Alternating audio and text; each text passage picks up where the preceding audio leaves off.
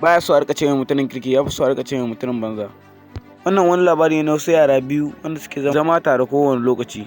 Sunan yaran nan dai shine Anas da Ibrahim. Shi Ibrahim ya kasance idan yana tafiya da abokan shi kwata-kwata ran shi ɓaci yake da aka ce mutumin banza.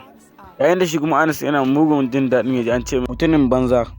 Wata rana ana nan sai Ibrahim ya ce wai kai me yasa idan aka kira ka da mutumin banza kake jin daɗi?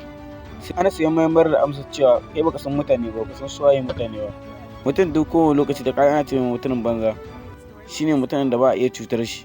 Idan ana ce mutumin kirki to ya kasance ana cutar shi ne a kowane lokaci.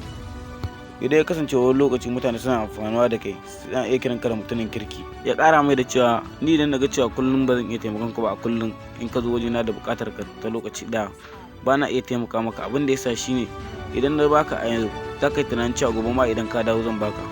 Idan kuma na baka a gobe ma tabbas jibi ma za ka dawo domin in ƙara taimaka maka.